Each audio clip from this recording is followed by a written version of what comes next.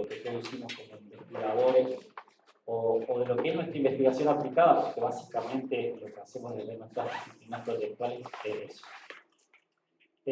Así que, bueno, nada, en ese sentido quería agradecer la presencia, sobre todo la posibilidad de tener invitados externos que nos den estas charlas, que nos ayudan justamente a esa mirada en perspectiva de nuestra situación.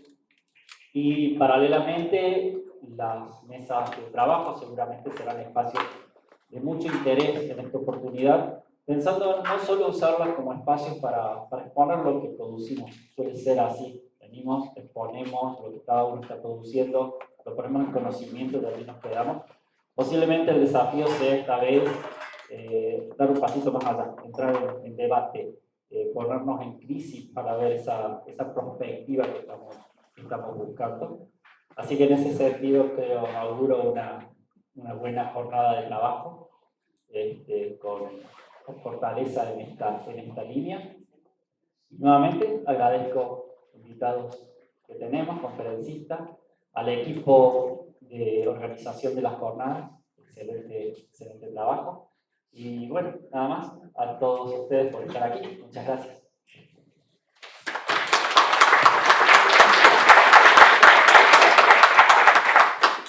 Bueno, muchas gracias, señor secretario general, por sus palabras. Y ahora sí vamos a iniciar la jornada con la disertación del conferencista invitado, profesor Carlos Burgos. El profesor es arquitecto por la Universidad Nacional del Nordeste, especialista en docencia universitaria, magíster en epistemología y metodología de la investigación científica, también por la Universidad Nacional del Nordeste, y doctor por la Universidad del País Vasco, España. Profesor titular ordinario de la carrera de arquitectura en la UNNE, categoría 1 de Programa de Docentes Investigadores, SPU Argentina. Director del Instituto Interdisciplinario de Investigación en Diseño de la Facultad de Arquitectura y Urbanismo de la UNNE y miembro de Praxis PHDS Research Group de la Cátedra Sánchez Mazas, EHU UPB, España. Vicedecano y consejero directivo por el claustro de profesores titulares de la Facultad de Arquitectura y Urbanismo, Universidad Nacional del Norte. Muchas gracias. Bueno, buenos días. Bueno, antes que nada, muchas gracias por la invitación. A la secretaria de posgrado, al profesor Venturini, todo aquello inadecuado que yo pueda llegar a decir hoy, son los dos responsables de que yo esté aquí. Es más, ayer cuando lo escuché al profesor, me dediqué a desarticular todo lo que tenía armado porque muchas cosas ya se me adelantó. Entonces, algo quedó, así que es muy probable que alguna desprolijidad haya quedado. Así que bueno, además, reconocer el esfuerzo no es frecuente, me parece a mí, este tipo de actividad tan bien organizada y con tan alta participación de muchas voces, de muchas latitudes y sobre todo con un trabajo de alumnos acompañado por docentes que creo que es una perla importante para aplaudir en esta experiencia que ustedes están haciendo crecer. Así que nuestro reconocimiento, yo traigo el saludo de la Facultad de Arquitectura del Nordeste y bueno, espero que realmente esta empresa que están haciendo rodar de sus frutos y vaya poniendo la investigación, sobre todo en el campo de lo proyectual, en un lugar más alto. Bien, me voy a poner, no tengo idea de lo que puede llegar a durar esto, por eso me voy a poner el timer y voy a arrancar.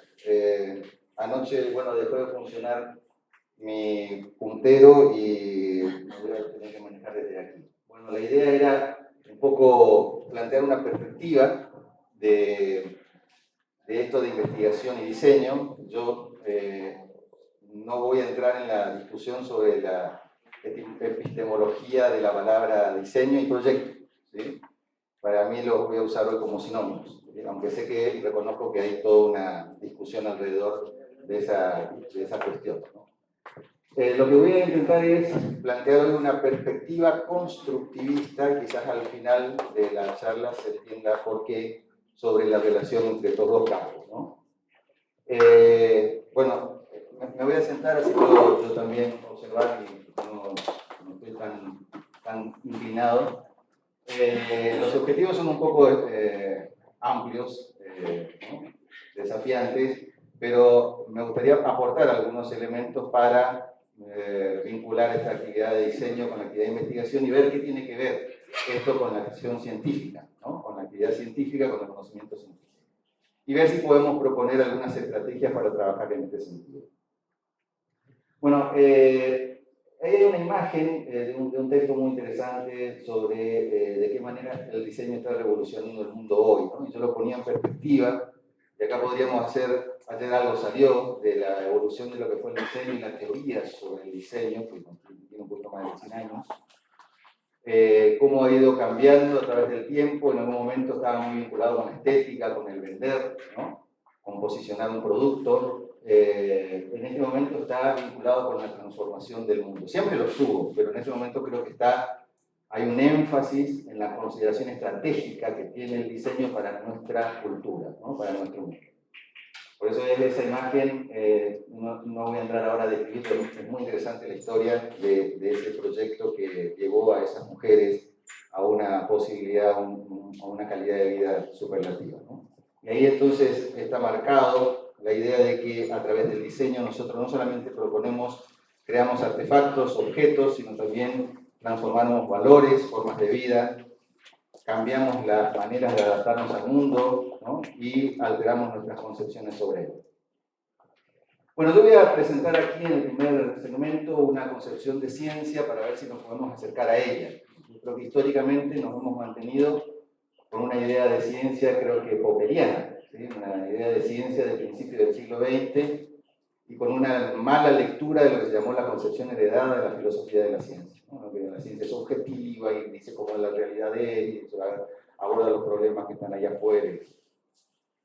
Ahí hay varias posibilidades de concebir la ciencia, ¿no? Como sistemas de creencias, ¿no? Y traigo a colación el trabajo de Charles Peirce, en el cual, bueno, lo que nosotros tenemos por válido es una creencia que tiene su apoyo en una forma de producir ese conocimiento que está vinculado con la manera de exponer una idea y probarla, ¿no?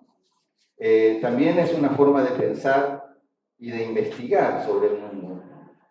También es una forma de comportamiento humano, una función de autorregulación de la vida y, al final, una construcción cognitiva que transforma tecnológicamente al mundo. Doy estas pinceladas porque parece que abren un poco el panorama y nos acercan. Lo que estoy tratando de hacer es ver cómo nos podemos acercar nosotros a esa visión de ciencia, de los tubitos de ensayo y de las experimentaciones que las llamadas ciencias duras realizan. Acá es importante mencionar que todas estas concepciones vienen de lo que se llamó la teoría de los dos niveles, ¿sí? La teoría de los dos niveles dice que nuestro conocimiento se refiere a algo y dice algo sobre él, ¿no? Es como que intenta ver que hay un contexto empírico que podríamos llamar la realidad y nosotros decimos algo sobre esa realidad. La cuestión es si esa realidad tiene una entidad propia antes de que nosotros intervengamos sobre ella. ¿Sí? Yo creo que no la tiene, ¿no? Ayer el profe mencionaba a Kant, ¿no? Esa cosa en sí, kantiana, creo que ha sido totalmente abordada durante mucho tiempo, y lo que hay ahora es una manera de concebir la forma en que modelizamos esa realidad. El científico lo primero que hace es construir un modelo, ¿sí? Un modelo sobre algún objeto, algún contexto, alguna situación de ese entorno empírico. Y traigo aquí un ejemplo típico de la ciencia y aprovecho para, bueno, rendir tributo al comentario que se hizo ayer sobre investigación y género. Ahí hay dos, casi dije crápulas, se me iba a escapar, ¿no? Que le robaron la investigación a Rosalind Franklin, y creo que la clave fue, Crick era un gran creativo y tenía una pieza llena de maquetas de cómo iba a ser la estructura del ADN, ¿no? Tenía de doble, de triple, de una sola fibra, para ver cómo los nucleótidos se iban conectando entre sí, porque esa era la hipótesis que rondaba en varios centros de investigación. La cuestión es que Wilkins le roba la foto, la famosa foto 51, a Rosalind Franklin, que era cristalógrafa, ella fotografiaba moléculas, y ahí está la foto, y en la fotografía se ve una X. Cuando Crick ve la X, dice, esta es la maqueta, ¿no? Y en, no sé, unos minutos se escribieron esas 900 palabras que se publicaron en una revista, que fueron, digamos, el motivo por el cual después recibieron el Nobel. Nadie sabe por qué la historia se conoció, todos los actores después declararon su culpabilidad, pero el reconocimiento no llegó. No sé por qué. Lo importante aquí es, más allá de la historia, es mostrar que todo comenzó con un modelo. La ciencia construye modelos, y nosotros también. Nosotros también construimos modelos, ¿no? Entonces, conocer la realidad siempre implica, en principio, la construcción de un proceso representacional sobre esa realidad. Intentamos traducir aquellos datos dispersos, desarticulados, de un determinado contexto empírico y darles una determinada entidad cognoscitiva, simbólica, discursiva, teórica, epistémica. Es un proceso de representación. Como que nosotros vamos a ver una película y después venimos y la contamos. Ya no es la película, es un relato, ¿no? No sé si la palabra es adecuada, sáquenle toda contaminación, pero es una nueva, en tal caso, edición de la película, que ya no es la película original. Bueno, acá hay un texto que me gustaría leer, porque me parece desopilante, de Nelson Goodman, Maneras de hacer mundo, que habla sobre si la ciencia se refiere a verdades.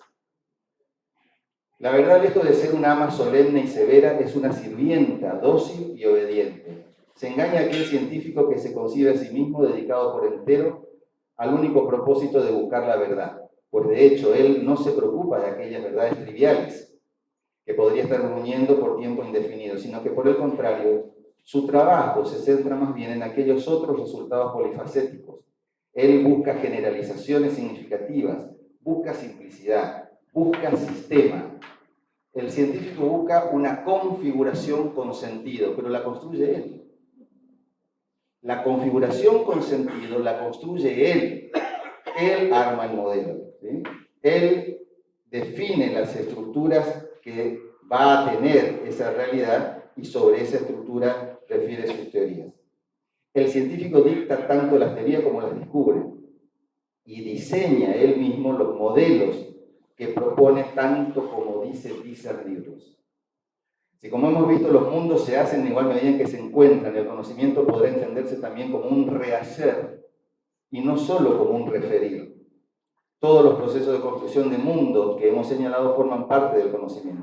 La percepción del movimiento, como hemos visto, consiste frecuentemente en producirlo.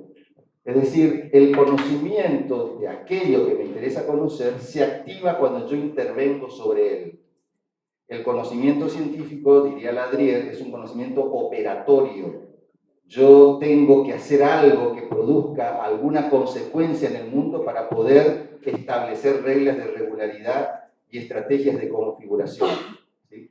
No es un saber contemplativo, me paro frente a algo y entiendo, comprendo, conozco, sino que tengo que intervenir.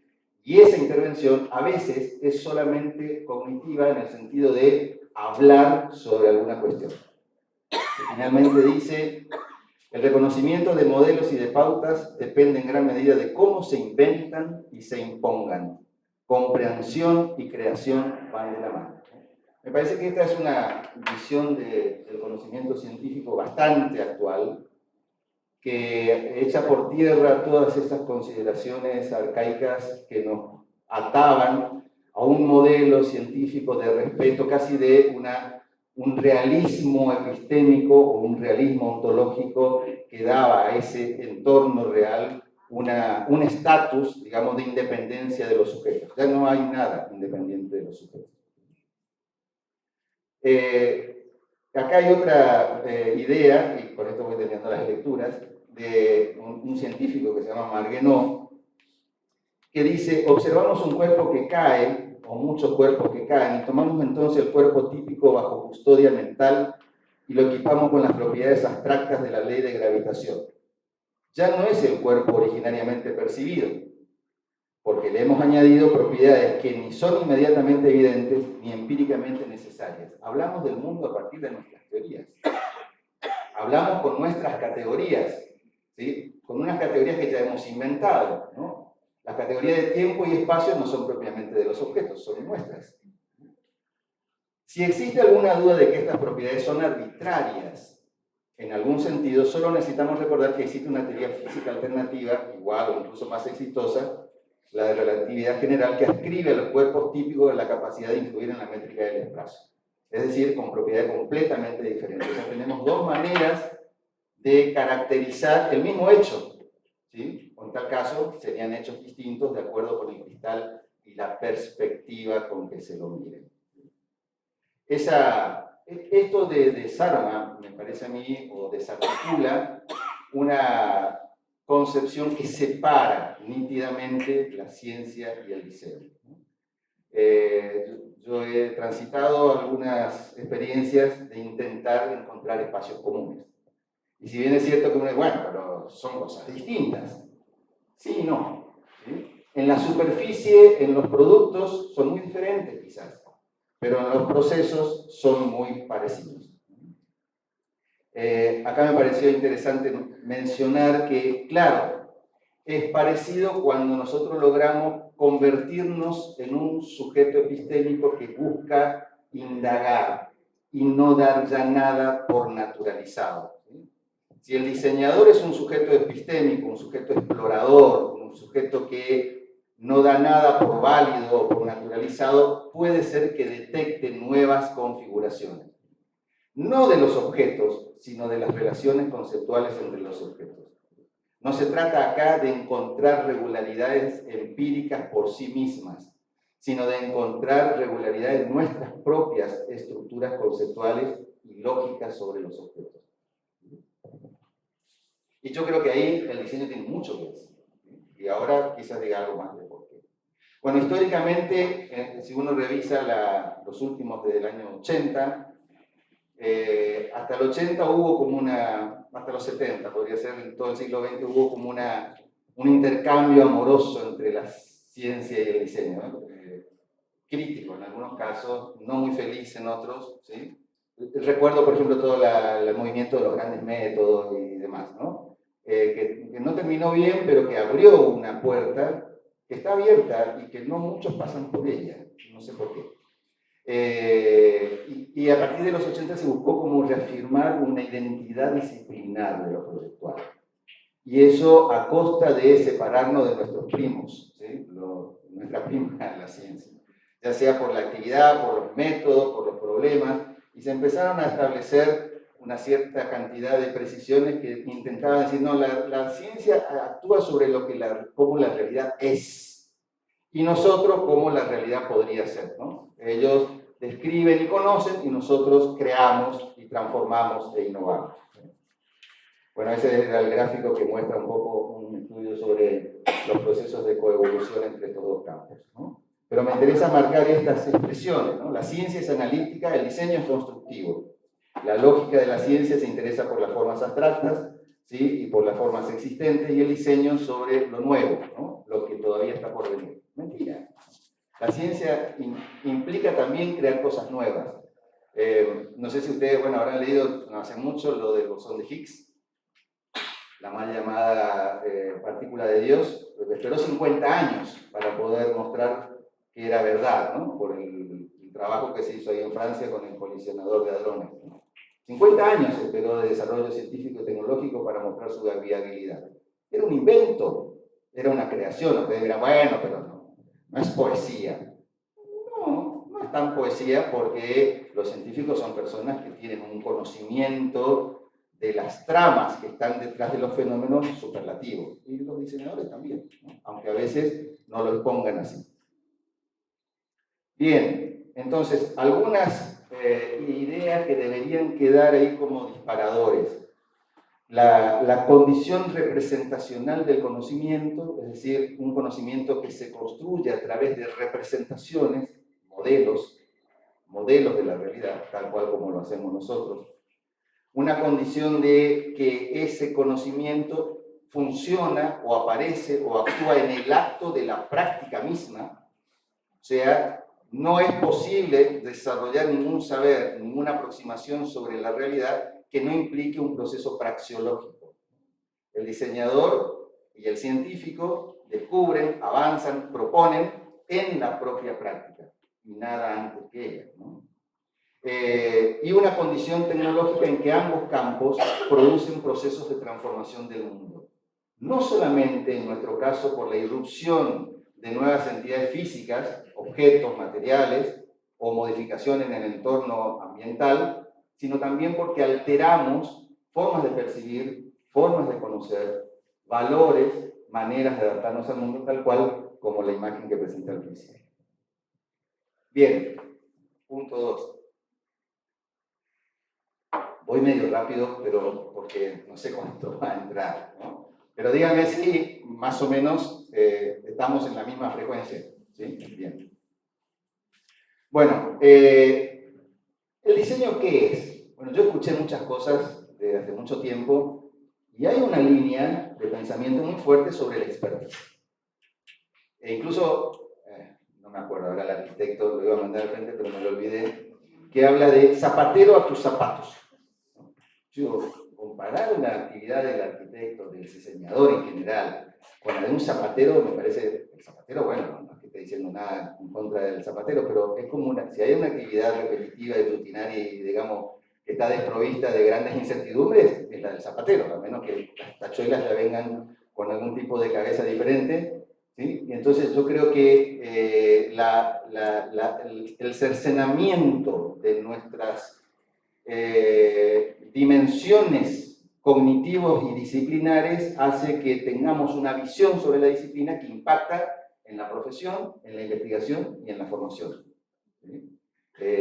Yo creo que hay muchos campos de formación que solamente ponen el foco en el desarrollo de esa expertise, pero no se sabe muy bien cómo se desarrolla, ¿sí? Pero bueno, hemos visto que se desarrolla porque en quinto año el alumno sabe muchas más cosas y sabe hacer muchas más cosas que en primero, pero no tenemos una idea muy precisa de cómo se ha ido dando ese proceso.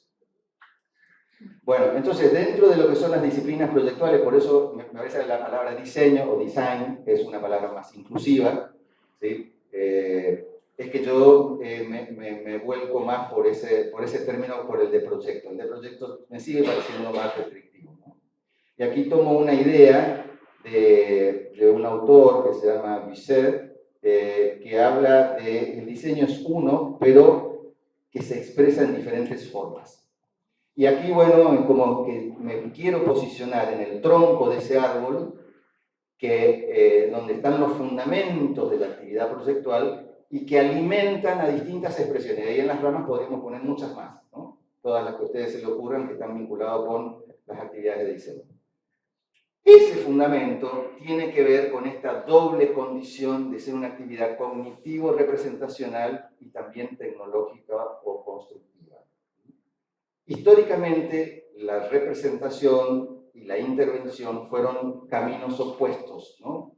Son como avenidas de sentido contrario, conocer y transformar. Bueno, hoy por hoy ya no se concibe esa idea de distinguir estos dos procesos. Son procesos complementarios, son dialécticos, son como una cupla, ¿no? Es imposible el uno sin el otro.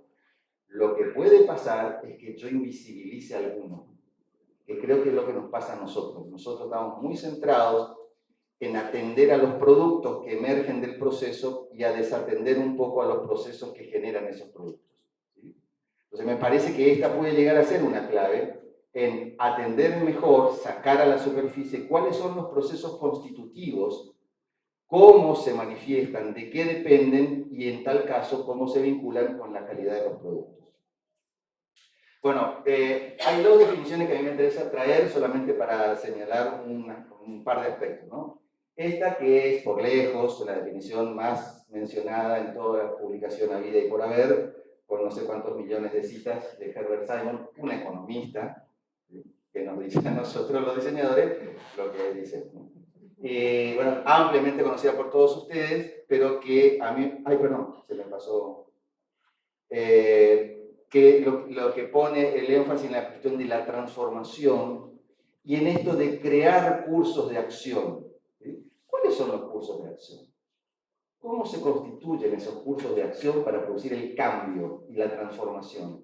Y en tal caso, ese cambio y esa transformación, ¿hacia dónde está orientado? ¿Sí? ¿Cuáles son las situaciones preferidas y por qué? Nuestro tiempo, el profe Venturina hablaba, bueno, quizás nuestro tiempo está, y otros expositores también, sobre la cuestión de lo sostenible. Me pareció excelente la presentación de Bruno Estaño, ¿no? De qué manera hoy por hoy el mundo nos interpela para que los diseñadores empecemos a tener una visión sobre cuáles son las situaciones preferidas, ¿no? En función de una nueva constelación de variables, para utilizar sus términos.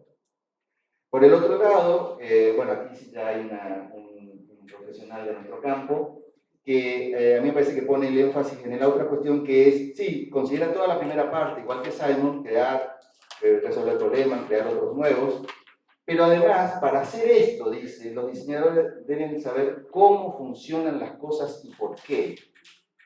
¿Cómo y por qué? Son preguntas que no son frecuentes en nuestro diccionario, ¿no? ¿Cómo funciona este proceso? ¿Por qué se da? ¿De qué depende? ¿Cuáles son los caminos que están por debajo de estas emergencias? Sin embargo, esto cobró vida, ¿eh? Sin embargo, y ese es alguien me está apurando, ¿no? Ese dice, es el fundamento de toda teoría. Analizar y explicar, ¿no? Analizar y explicar en el propio proceso representacional de la creación, en este caso proyectual.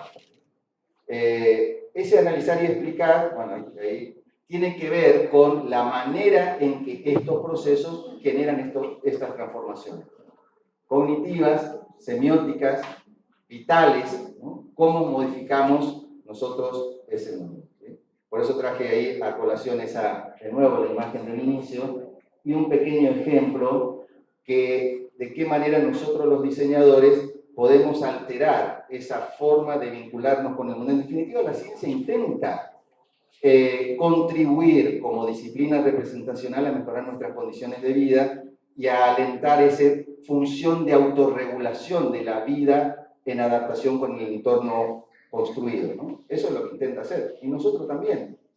Esta idea de la puerta, que puede parecer, bueno, ¿para qué está la puerta? Para entrar y salir, ¿no? Es el lugar en donde define lo que está dentro y lo que está afuera, y aparentemente podemos nosotros empezar a establecer perspectivas de transformación y de nuevas visiones que hagan que la puerta no sea solamente un objeto para entrar y salir, sino que tenga que ver con experiencias nuevas y formas de vincularnos con ese objeto, acceso, digamos, que modifiquen nuestras aprehensiones, nuestras valoraciones y nuestras percepciones, ¿sí?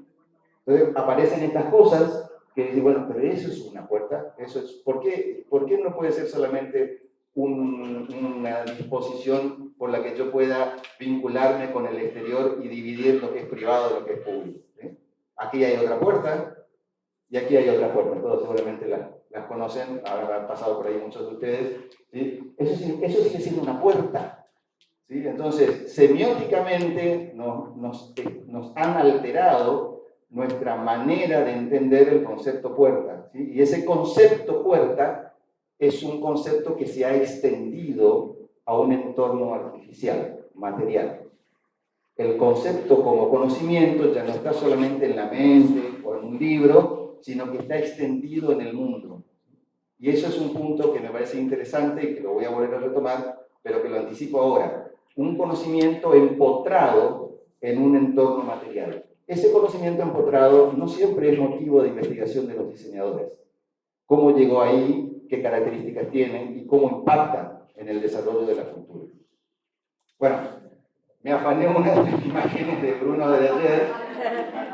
Le pido disculpas, porque me parece que va en el mismo sentido. Este concepto, así como hablaba del concepto de puerta, de acceso, también el concepto de techo, ¿no? La gente tiene una idea de lo que es el techo y nosotros, los diseñadores, lo estamos modificando. En este caso, para bien, ¿sí?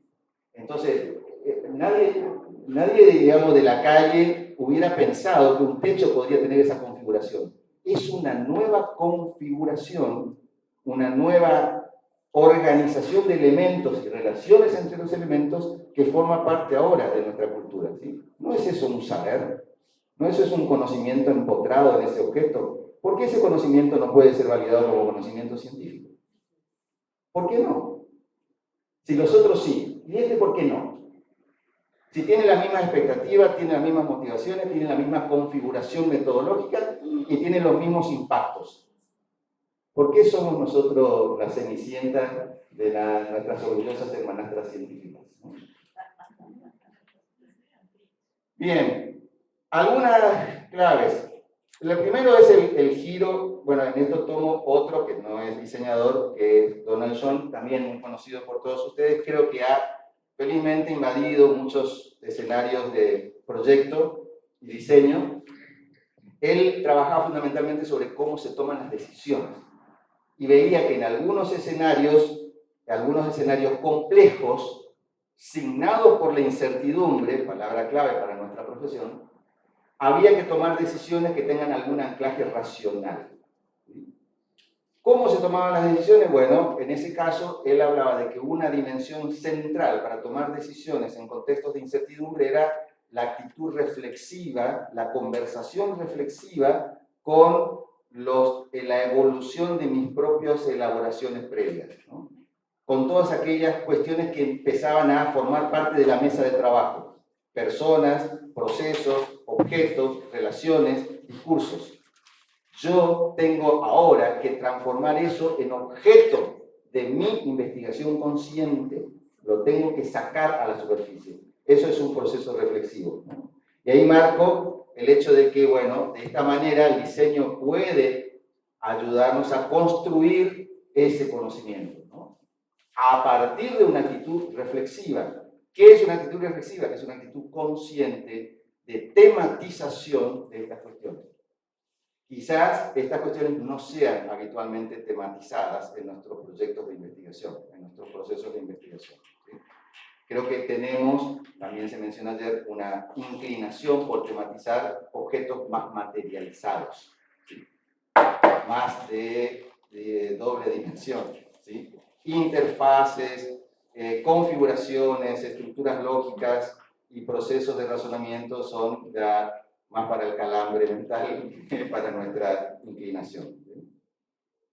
La otra, bueno, cuestión que es, también creo que se mencionó de Polanyi en su texto La dimensión tácita del conocimiento, es hacer salir esa dimensión tácita del conocimiento. Ustedes saben que nosotros en nuestra facultad hicimos muchos, en nuestra materia, traemos a invitados, ¿no? Y en una época traíamos todos invitados de materias del taller.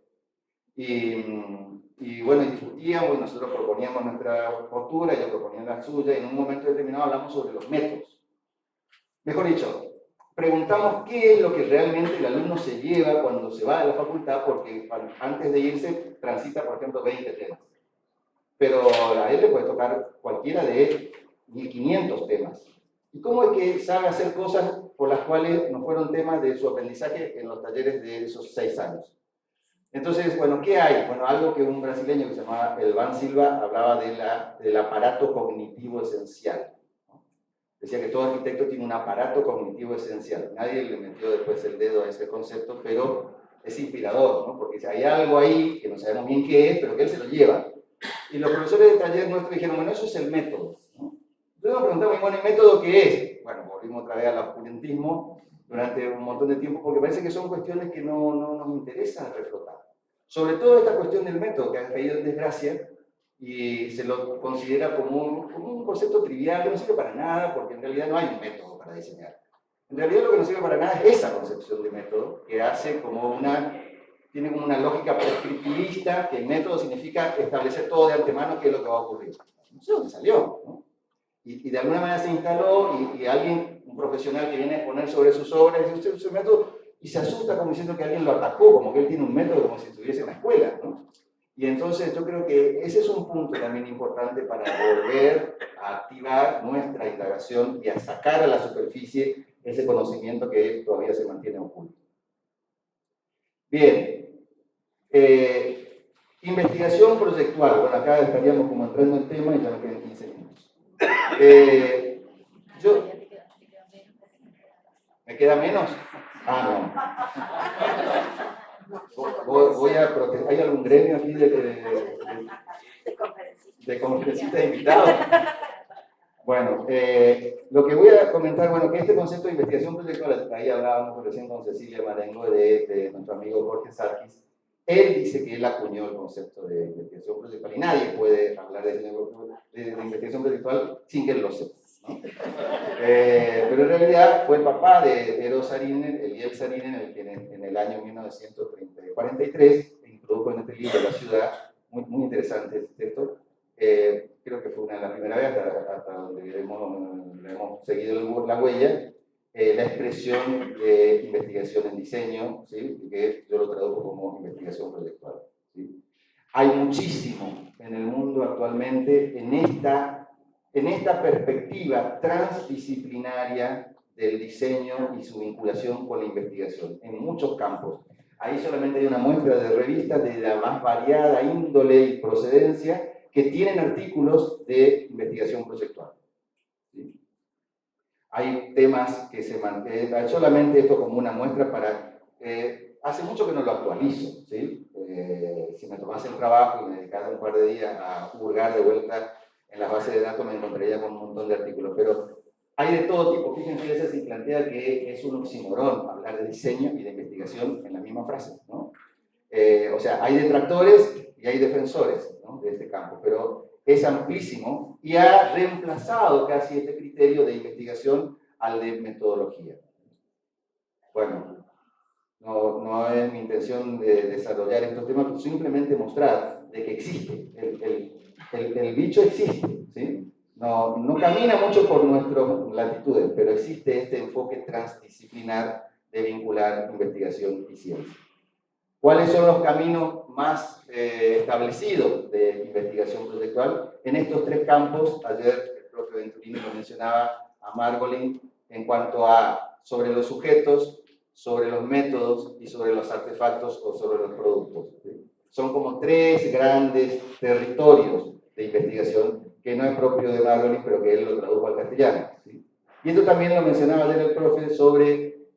ya hace como 40 años, la idea de que estos campos están conectados, el arte y el diseño. En realidad lo que están conectados son arte, diseño, semiótica, tecnología, ciencia. Son todos con una fuente común. ¿Cuál es?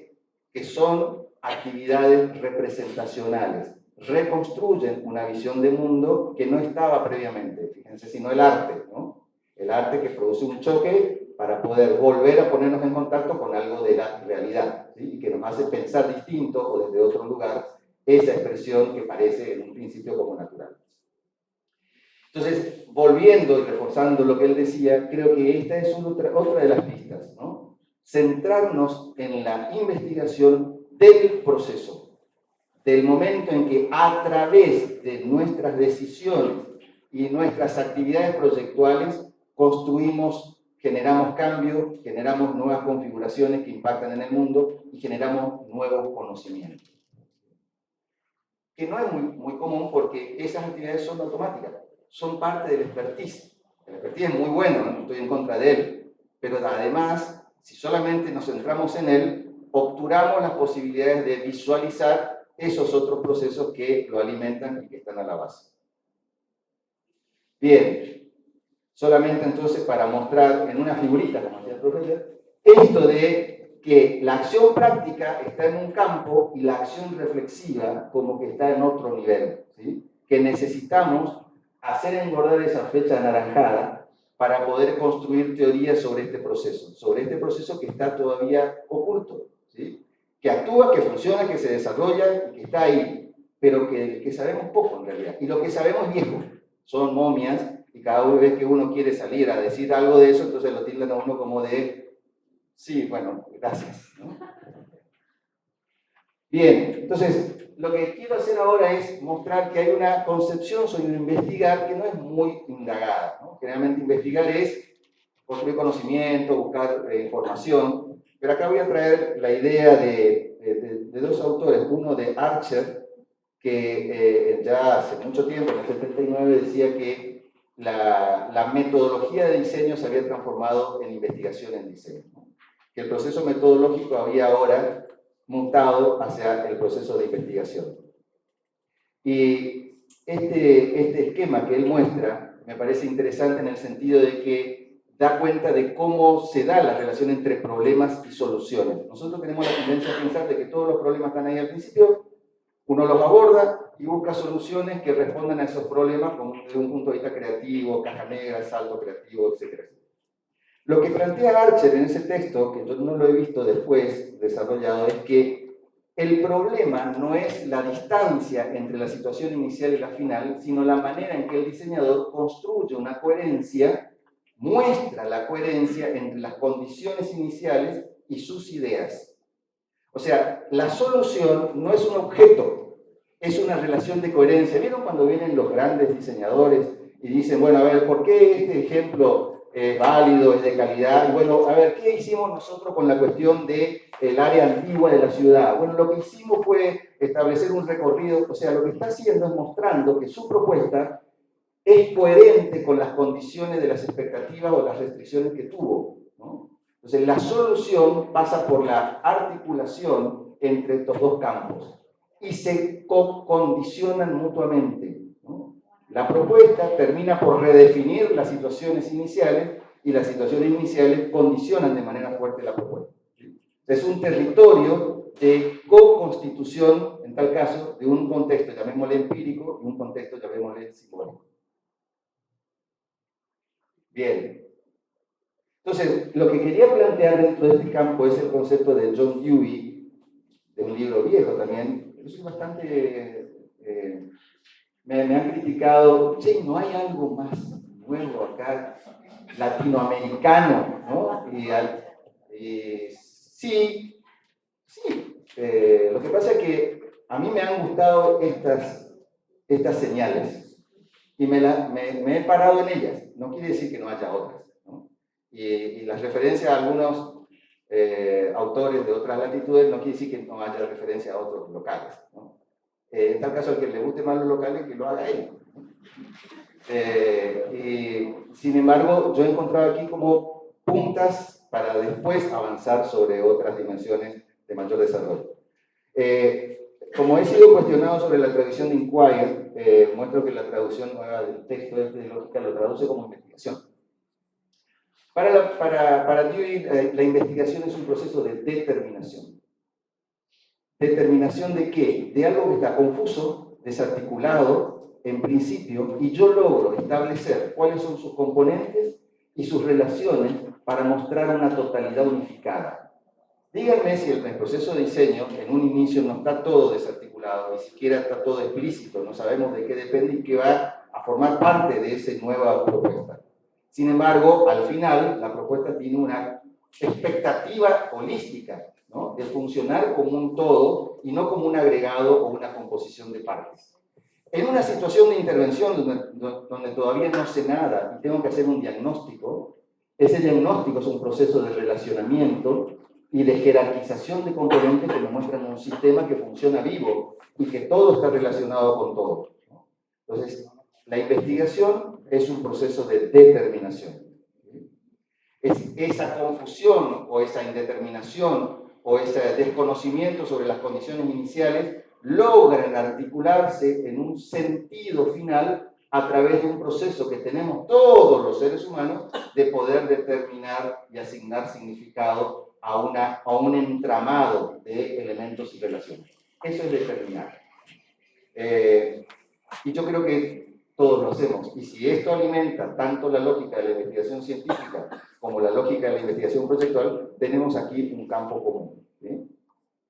No voy a desarrollar más el concepto de Dewey, quedará para la próxima, porque me han sacado tiempo que era parte de la charla. Pero sí quiero ir al último punto, que es el punto del conocimiento. Entonces, ¿qué hemos tenido? Una semblanza, una aproximación a una imagen distinta de ciencia, una focalización en el proceso de diseño como proceso de transformación y la necesidad de visualizar los procesos constitutivos que promueven esa transformación, un acercamiento a lo metodológico desde el punto de vista de la investigación, que ahora tiene otras condiciones y otras formas de manifestarse, Y finalmente algo que es la vedette de la obra, que es, pero nosotros si queremos ser científicos tenemos que generar conocimiento. ¿Qué hace la ciencia? Construye conocimiento. Ahora, hay un solo tipo de conocimiento. Y acá me voy a ayudar con un autor que se llama Hutchins, que habla precisamente del concepto de conocimiento expandido o conocimiento extendido, ¿no? Y él habla de que hay una manera de desarrollar conocimiento textual, discursivo, de tenencia, ¿no? Que podríamos llamar de tenencia, o creado por otros, y hay una manera de construir un conocimiento interventivo en la medida en que ese conocimiento se da en una interfaz entre actores, objetos, discursos y procesos, ¿no? En la medida en que yo hago participar, y todo diseñador lo hace, ¿cuántos tipos de discurso participan de un proceso de diseño? Discursos teóricos, por ejemplo, el de la eficiencia energética. Yo necesito trabajar con ese discurso para poder darle viabilidad a mi proceso proyectual, ¿no? ¿Cuántos artefactos participan de eso que tienen que ver con la eficiencia? Por ejemplo, ayer este año hablaba del vidrio y la exposición del vidrio a la radiación solar, ¿no? El vidrio es un actante importante en el sentido de Latour, que también lo menciona en la charla, que no forma parte, parece, de esa construcción cognitiva, ¿sí? Pero sí forma parte. Entonces, esta manera de entender que el conocimiento también se manifiesta en una configuración material que adquiere nuevos sentidos y nuevas estructuras que modifican formas de vida, es un conocimiento totalmente válido y tan válido como un conocimiento discursivo científico. La que me refería con Latour es la teoría del actor red, que algunos de ustedes lo conocerán, y Latour dice, el actor red no es reductible ni a un actor ni a una red. Es simultáneamente un actor cuya actividad consiste en entrelazar. O sea, lo que hace el diseñador es poner en relación cosas, porque nada está desarticulado, todo tiene que ver con todo y todo impacta en los otros componentes. Son elementos heterogéneos y la red misma que yo voy construyendo tiene la capacidad de alterar el significado de aquello que la integra. Por ejemplo, una necesidad de un usuario perfectamente puede ser alterada en una red de diseño. O puede ser transformada o puede ser actualizada. La manera en que se desarrolla una actividad de juego, por ejemplo, puede ser perfectamente transformada en un proceso praxeológico proyectual. Bueno, ese es solamente un ejemplo para mostrar que yo comienzo por ahí, comienzo con un punto, pero ese punto me refiere a otro, y empieza a establecer una trama y una red de elementos que traen redes epistémicas, tecnológicas, cognitivas, intelectuales, económicas, ideológicas. Todo eso lo hacemos, ¿no? No sé dónde lo aprendemos, pero en algún lugar debe estar porque lo necesitamos. Ya voy terminando.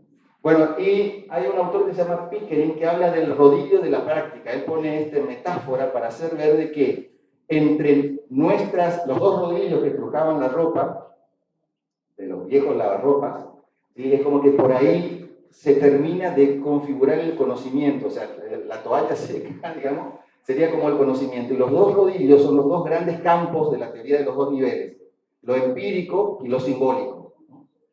En nuestras configuraciones, la toalla, la configuración proyectual, es el resultado de un proceso de estrujamiento producido por estos dos campos. No es posible si no fuese así. No es que uno es primero y el otro es después, sino que funcionan al mismo tiempo y se moldean uno al otro al mismo tiempo. Bien. Preguntas finales, ¿sí? ¿Cuál es el conocimiento genuinamente proyectual? Esta es una pregunta que también hicimos en nuestros Ateneos. Porque el conocimiento de la historia sabemos cuál es, el de la morfología sabemos cuál es, el de la tecnología sabemos cuál es, el de la matemática ni que hablar, ¿no? Y el del proyecto o el del diseño, ¿cuál es? ¿Qué es lo que hace que nosotros podamos crecer cognitivamente como diseñadores? ¿Cuál es el conocimiento genuinamente proyectual. ¿Cómo en ese proceso se construyen estos modelos representacionales? Nosotros estuvimos trabajando hace un tiempo en algunos proyectos de investigación y en un par de tesis sobre lo que llamamos cadenas representacionales. ¿De qué manera el diseñador al principio establece 4 flechas y una idea y un rayado? Y esa es una primera representación que ya conserva en germen lo que va a aparecer después en un organigrama o en una descripción o en una prescripción más acotada de lo que es el espacio o de lo que es el objeto, ¿no? Entonces, hay como un proceso de articulación en esa cadena de representaciones heterogéneas. Porque un texto, una palabra escrita, una fórmula, unos números, una línea más gruesa, un color rojo y un verde, ¿no? Una línea oblicua, una diagonal, significan cosas, ¿no? Y refieren a contextos significativos diferentes, ¿no? Sin embargo, están todos en el mismo proceso. Fíjense que la matemática es un proceso de cálculo complejo y se mantiene con el mismo lenguaje desde que comienza hasta que termina. Sin embargo, el proyecto tiene varios lenguajes que articulan entre sí. ¿Cuáles son las lógicas y las redes que involucra el proyecto? Esas redes que mencionaba recién, que hacemos participar porque hay personas, porque hay procesos técnicos, porque hay procesos ambientales, porque hay procesos económicos, porque hay cuestiones que tienen que ver con la tradición y la cultura del local, etc. Todas esas redes aterrizan en nuestro diseño y no siempre son tematizadas como procesos de investigación. ¿Cómo se da este proceso de transformación y a través de qué, ¿no? ¿Cómo se co-constituyen la situación y la propuesta en este proceso de articulación lógica y de coherencia lógica de la que hablaba recién? Bien, finalmente, como para pintar el punto de vista, creo que el diseño crea contenido en el mundo. El diseño crea contenido cognitivo, no solamente contenido material.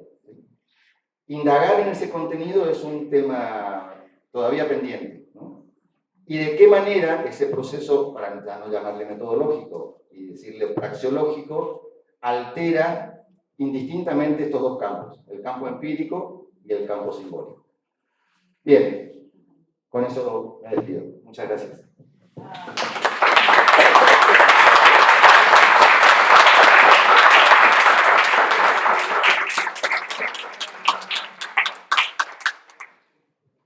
Bueno, muchísimas gracias a Juan Carlos Burgos por su ponencia. Y continuamos, nos volvemos a encontrar acá a las 11:30. Ahora los invitamos a todos al módulo amarillo, a las mesas de ponencias, a todos los coordinadores, moderadores, a sumarse.